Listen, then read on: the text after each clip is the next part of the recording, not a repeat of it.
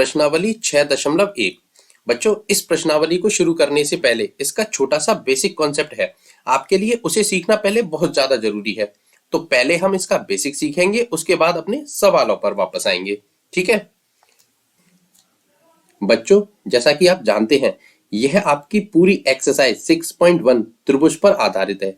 यहां आपको इस एक्सरसाइज में त्रिभुज की दो जानकारियां प्राप्त करनी होंगी। पहली, त्रिभुज की माध्यिका, और दूसरा त्रिभुज का शीर्षलंब। आप में से बहुत से बच्चे त्रिभुज के बारे में बहुत अच्छे से जानते होंगे। यहां मैं आपको थोड़ा सा ज्ञान और कराने की कोशिश करूंगा। ठीक है ना। देखिए, त्रिभुज होता क्या है। त्रिभुज एक ऐसी आकृति होती है जिसकी तीन भुजाएं होती हैं। भुजाएं कितनी होती हैं? तीन। देखिए, एक ये भुजा है, एक ये भुजा है, और एक ये, यानी कि त्रिभुज की भुजाएं कितनी हुई? तीन।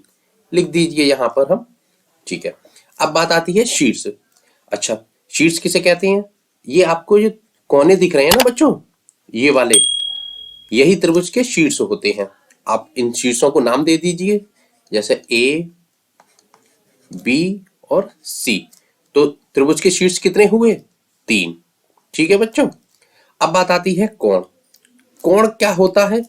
ये जो दो भुजाएं आपस में यह मिल रही होती है ना, इस पॉइंट पर मिल रही हैं, तो यहां एक झुकाव सा पैदा करती हैं। तो ये झुकाव होता है ना, इसी को हम कोण कहते हैं। अच्छा, ये भी त्रिभुज में कितने होते हैं? एक, दो और तीन, यानी कि कोणों की संख्या भी त्रिभुज में कितनी है? तीन।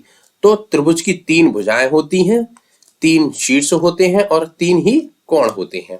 अच्छा बच्चों, देखिए, जैसे ये है कोण ए, मान लीजिए ये 60 डिग्री का है। ठीक है, यदि मैं आपसे कहूं आप इसे लिख सकते हैं? हाँ, आप लिख देंगे। कोण ए बराबर होता है 60 डिग्री। ठीक है ना। ये तो इसका सबसे सरल तरीका हो गया, लेकिन इसको दूसरे तरीके से भी लिखा जाता है। आपको अपनी बुक में दिखेगा ऐसा। यदि हम कोण ए की बात करेंगे ना, तो हम इसे लिखेंगे कोण बी ए सी बराबर कितना है? 60 डिग्री। ठीक है बच्चों, ये जो 60 डिग्री मान है ना, वो इन तीनों अल्फाबेट में से किसके लिए है? जो बीच वाली अल्फाबेट होती है ना, उसके लिए होता है ये मान। मतलब या तो हम कोण ए को इस तरीके से लिख सकते हैं, कोण ए बराबर 60 डिग्री, या कोण बी ए सी, जो ए को हमने बीच में रखा है ना, उसका मान है 60 डिग्री। अब यदि बी पूछता तो बी को बीच में रखते, सी पूछता तो सी को बीच में रखते। ठीक है बच्चों, ये तो रही इसकी बेसिक कॉन्सेप्ट। अब चलते हैं हम अपनी माध्यिका के ऊपर कि माध्यिका क्या होती है। त्रिभुज की माध्यिका। बच्चों, ये क्या होता है? देखिए, जैसे ये रेड वाला एक त्रिभुज है, त्रिभुज ए बी सी। ये जो इसकी आधार है ना, इसको यदि हम मानते हैं, जैसे मान लीजिए ये 6 सेंटीमीटर का है। कितने का है? 6 सेंटीमीटर। तो आपको माध्यिका निकालने के लिए क्या करना पड़ेगा? जो जो आधार होता है ना, उसका मिड पॉइंट ले लीजिए। मिड पॉइंट मतलब मध्य बिंदु। अब मध्य बिंदु कैसे निकालेंगे? जो आपकी आधार भुजा होगी ना, उसका आप आधा कर दीजिए। जैसे ये 6 सेंटीमीटर की भुजा है, इसका यदि आप 6 का आधा करेंगे तो आपको 3 होगा। 6 का आधा 3 ही होता है ना। तो अब आप एक स्केल लीजिए, मतलब फुटा लीजिए, और फुटा को यहां रखकर 3 सेंटीमीटर पर एक बिंदु रख दीजिए। अब क्या हुआ? ये 3 सेंटीमीटर और ये भी 3 सेंटीमीटर हो गया। ठीक है, अब आपको क्या करना है? जो इसके सामने वाला शीर्ष है, यानी कि शीर्ष ए, और शीर्ष ए और इस बिंदु को मिलाती हुई एक रेखा खींचिए, इस तरीके से। ठीक है ना। जहां जिस बिंदु पर ये मिला उसे नाम दे दीजिए ए बी सी, यहां दे दीजिए डी। अब देखिए, इस ये जो आपकी एडी भुजा है ना, यही हमारी क्या होगी? यही होगी हमारी माध्यिका। अब माध्यिका करती क्या है? माध्यिका सामने वाली भुजा को बराबर बराबर भागों में बांट देती है। माध्यिका का काम ही यही है कि अपने सामने वाली, जिस शीर्ष से ये आ रही है ना, उसके सामने वाली भुजा को आधा आधा बांट देती है। अब देखिए, बीडी जो है ना आपकी, ये कितने की होगी? 3 सेंटीमीटर की। और जो डी और सी है ना, ये भी आपकी 3 सेंटीमीटर की होगी, और ये आपस में हो जाएंगी बराबर। 3 सेंटीमीटर ये और 3 सेंटीमीटर ये। बच्चों, यही माध्यिका का काम होता है। अब जरूरी नहीं है कि माध्यिका जो है ना आपकी इसी शीर्ष से आए, वो बी से भी आ सकती है और सी से भी। मतलब बी से आएगी तो इसको आधा आधा बांटेगी, और सी से आएगी तो इसको आधा आधा। जैसे हम यहाँ करते हैं यदि हम बी से सामने वाली भुजा को काटते हैं ना, तो इसका मध्य बिंदु जहां होगा ना, वो इसको और इसको बराबर बराबर भागों में बांटेगा। और जो हमारा जो माध्यिका होगी ना, जैसे बी डी, यानी कि यहाँ जो हमारी माध्यिका होगी वो क्या होगी, बी डी। और यहाँ यदि इसे सी से काटेगी, बच्चों थोड़ी तिरछी बन रही है क्योंकि मैं बिना स्केल के बना रहा हूं, समझने की कोशिश करना, ठीक। ये जो होगी ना, ये इसको आधा आधा करेगी।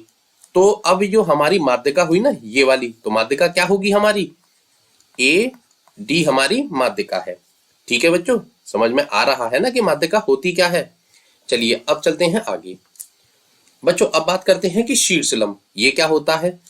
जैसे कि ये त्रिभुज है पी क्यू आर, तो अब शीर्षलंब क्या करेगा ना, ये जो शीर्ष होता है ना, इसके सामने वाली भुजा पर लंब गिराता है।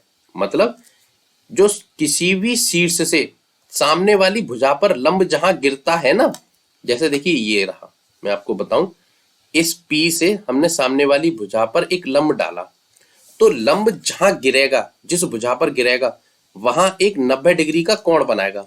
कितने डिग्री का, 90 डिग्री का। अच्छा, तो शीर्ष लंब की पहचान ही ये होती है कि वह अपने सामने वाली भुजा पर एक लंब डालता है, वहां 90 डिग्री का कोण बनाता है। अच्छा, ये जिस बिंदु पर मिला उसे नाम दे दीजिए पी क्यू आर एस। तो यहां हमारा शीर्ष लंब क्या हुआ बच्चों, पी एस। यही क्या है हमारा शीर्ष लंब। ठीक है, अब आप सोचेंगे कि सर यही तो हमारी माध्यिका थी और यही हमारा शीर्ष लंब, तो फिर इनके नाम अलग अलग क्यों हैं। ये एक सवाल बहुत जरूरी है आपके लिए समझना, वरना आप कंफ्यूज हो जाएंगे।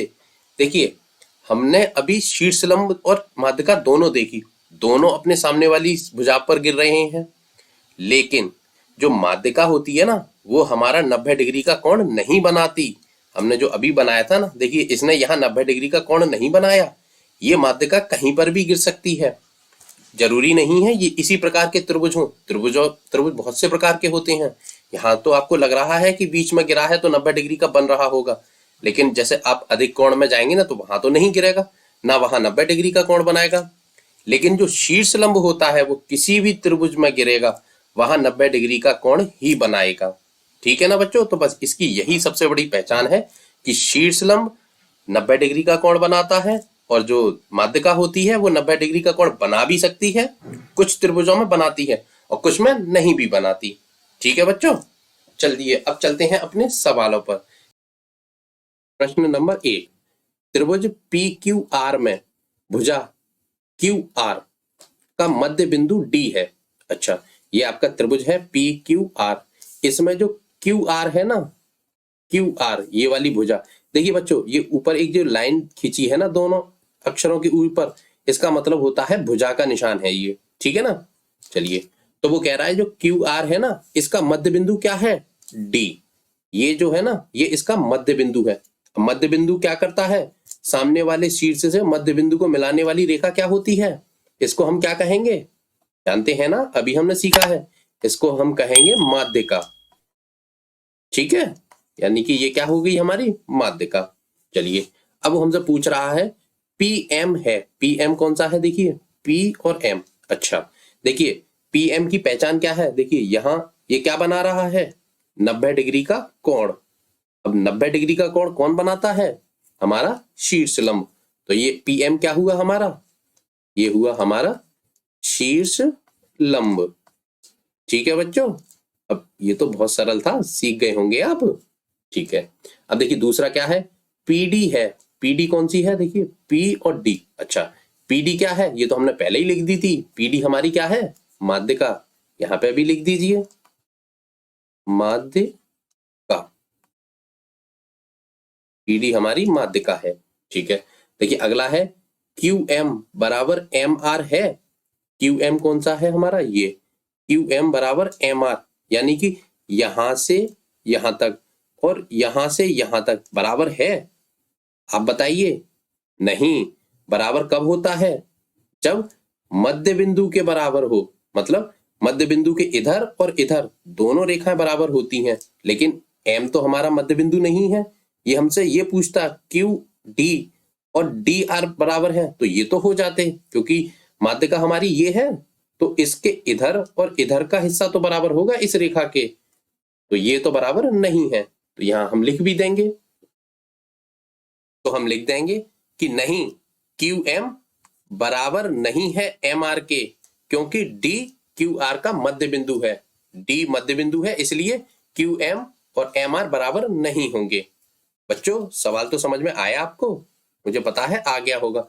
बहुत सरल तरीके से समझाने की कोशिश की है और आप समझ भी गए होंगे। चलिए अगले प्रश्न पर चलते हैं। प्रश्न नंबर 2, निम्न के लिए अनुमान से आकृति खींचिए। ठीक है, पहला है त्रिभुज एबीसी में बीई एक माध्यिका है। देखिए बच्चों, यहां हमने एक त्रिभुज की आकृति पहले से बना रखी है, ए बी सी, इसके शीर्षों को नाम दे दिया। ठीक है, अब वो कह रहा है कि त्रिभुज एबीसी में बीई एक माध्यिका है। देखिए ये बी है हमारा, माध्यिका कहाँ होगी? जैसे हमने इसको अब माना है 4 सेंटीमीटर की है ये रेखा नीचे वाली। ठीक है, आधार वाली रेखा कितने की है? 4 सेंटीमीटर की। हम इसके नापेंगे ना, आप अपनी कॉपी पे नाप के देखना, तो 2 सेंटीमीटर का यहाँ एक बिंदु रख दीजिए 2 सेंटीमीटर पर। ठीक है, अब इस बिंदु को और बी शीर्ष को मिला दीजिए स्केल की सहायता से। चलिए मिलाइए इसे, इस तरीके से इन दोनों बिंदुओं को मिला दीजिए, यानी कि शीर्ष और इस बिंदु को। अब इसे नाम दे दीजिए, क्या पूछा है इसने? बीई, तो इसे भी नाम दे दीजिए ई। ठीक है, तो बीई हमारी क्या बनकर तैयार हो गई? माध्यिका। तो हम लिख देंगे माध्यिका बराबर क्या है? B e. ठीक है बच्चों, ये माध्यिका क्या करेगी? ये जो 4 सेंटीमीटर की रेखा थी ना, इसको 2 बराबर बराबर भागों में बांट देगी। 4 की थी तो 2 सेंटीमीटर तो इधर हो गई और 2 सेंटीमीटर इधर, ये वाली रेखा हो गई 2-2 सेंटीमीटर की। ठीक है बच्चों, चलिए अगले प्रश्न पर चलते हैं। इसी का बी है, त्रिभुज पी क्यू आर में पी क्यू और पी आर त्रिभुज के शीर्ष लंब है। अच्छा बच्चों, शीर्ष लंब की पहचान आपको पता है ना? शीर्ष लंब क्या करते हैं? शीर्ष लंब सामने वाली भुजा पर 90 डिग्री का कोण बनाते हैं। ठीक है, तो देखिए यहां हमने बी के लिए पहले से ही एक त्रिभुज बना के रखा है, नाम दे दीजिए इसे पी क्यू और आर। अब वो कह रहा है पी क्यू और पी आर शीर्ष लंब बना रहे हैं। देखिए पी क्यू कौन सा है हमारा? ये क्या कर रहा है? इस वाली भुजा पर 90 डिग्री का कोण बना रहा है। और जो पी आर है ना, पी आर ये भी इस जो है ना कोने पर, यानी कि इस सामने वाली भुजा पर 90 डिग्री का कोण बना रहा है। तो ये त्रिभुज हमारा किस तरीके का हुआ? समकोण त्रिभुज है, हमने बना दिया। और इसकी शर्त भी पूरी हो गई कि पी क्यू और पी आर त्रिभुज के शीर्ष लंब है। शीर्ष लंब तो हमें पता है, उनकी पहचान ही हमको पता है कि वह सामने वाली भुजा पर 90 डिग्री का कोण बनाते हैं। ठीक है, तो ये वाला तो इस भुजा पर बना रहा है और ये सामने वाली भुजा पर। ठीक है बच्चों, सवाल समझ में आया आपको? चलिए देखिए अब इसी का सी करते हैं। त्रिभुज एक्स वाई जेड में वाई एल एक शीर्ष लंब उसके बहिर्भाग में है। अच्छा, देखिए यहां हमने एक त्रिभुज बनाया है, नाम दे दीजिए इसको एक्स वाई और जेड। ठीक है, अब वो कह रहा है कि वाई एल एक शीर्ष लंब है, वाई सामने वाली भुजा पर एक शीर्ष लंब खींचना है। देखिए बच्चों, लेकिन यहाँ एक चीज है, वो ये कह रहा है कि जो शीर्ष लंब है ना, वो उसके बहिर्भाग में है। बहिर्भाग का मतलब त्रिभुज के बाहर है वह शीर्ष लंब, अंदर नहीं है। लेकिन यदि हम इस वाले त्रिभुज में एक लंब खींचेंगे ना, तो लंब कहाँ गिरेगा? इस वाली भुजा पर। लेकिन लंब तो हो जाएगा, वो बहिर्भाग में नहीं होगा, अंतर्भाग में होगा। तो हम ये वाला त्रिभुज तो यहाँ बना नहीं सकते, इसके लिए हमें दूसरे तरीके का त्रिभुज बनाना होगा। चलिए बनाते हैं उसे।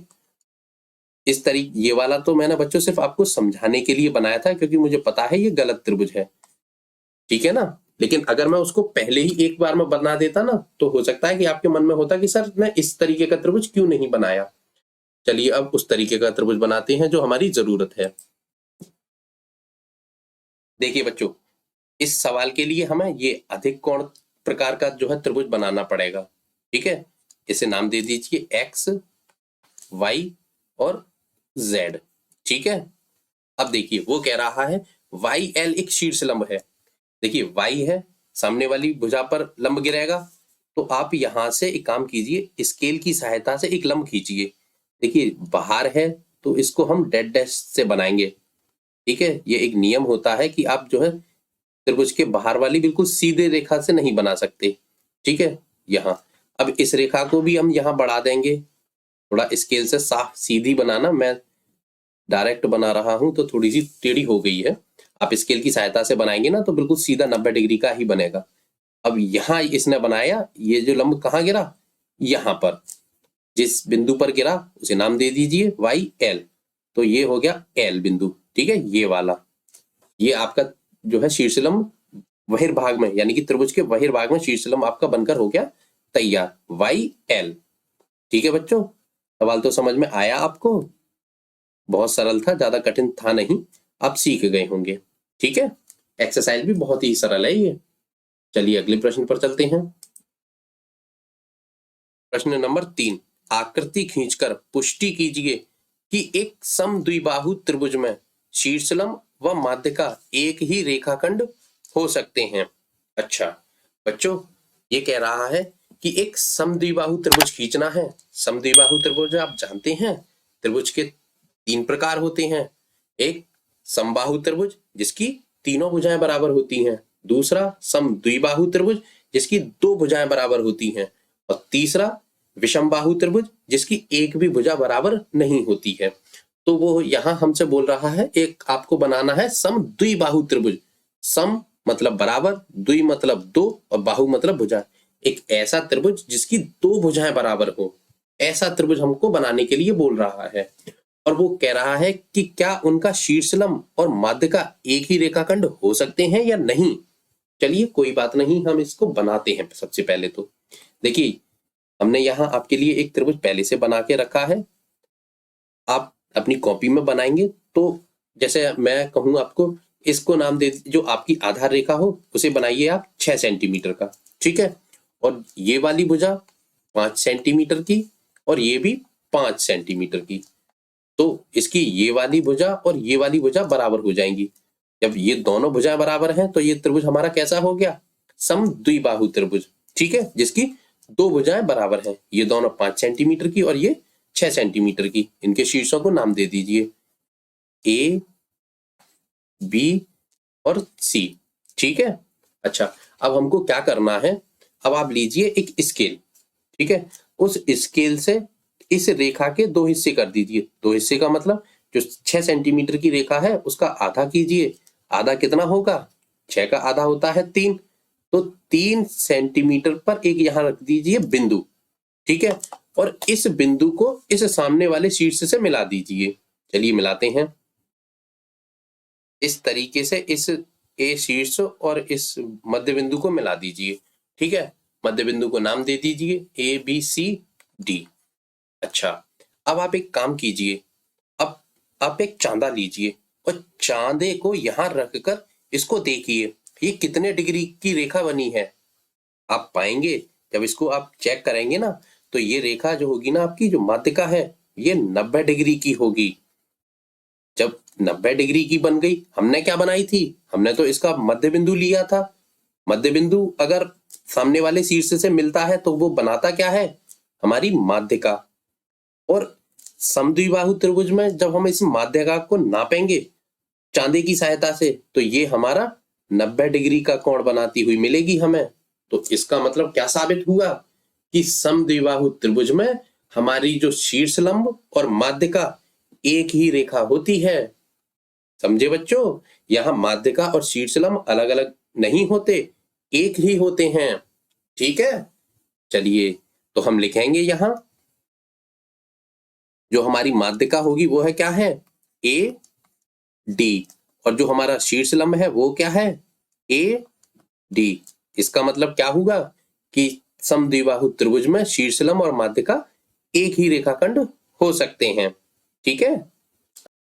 अच्छा बच्चों, सवाल तो आपको समझ में आ रहे हैं और वीडियो पसंद आ रही है तो प्लीज इस वीडियो को लाइक कर दीजिए और चैनल को सब्सक्राइब करना बिल्कुल मत भूलिए।